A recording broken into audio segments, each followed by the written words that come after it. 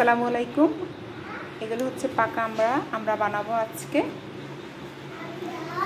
প্রায় পাকা। আমরাগুলো আগে ছিলে নেব, এরকম করে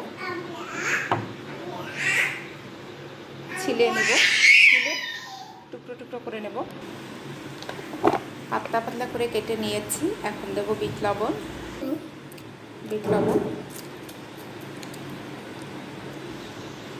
অল্প দিলে পরিমাণে, কারণ এগুলো মিষ্টি পাকা একদম, মানে কোনো চিনি অ্যাড করতে হবে না।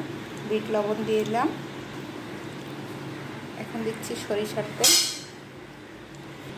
দিচ্ছি লাল মরিচের গুঁড়ো, ভাজা জিরের গুঁড়ো, আর দিচ্ছি লবণ।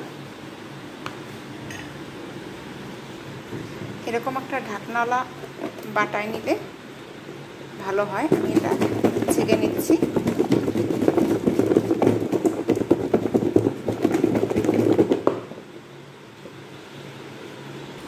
সুন্দর একটা স্মেল আসছে, মিষ্টি। এখানে কিন্তু বলে রাখি যে কোনো চিনি ইউজ করিনি, টেস্ট করে দেখছি। এখানে ইচ্ছে করলে একটু ধনেপাতা অ্যাড করা যেতে পারে, আমি একটু ধনেপাতা অ্যাড করছি। আলহামদুলিল্লাহ, একটু ধনেপাতা অ্যাড করলাম।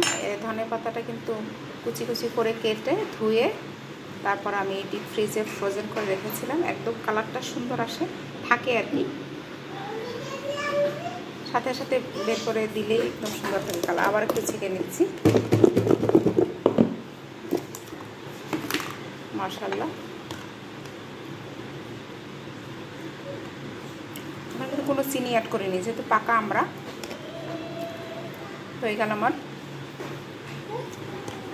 আমরা বানানি বা আমরা ভর্তা।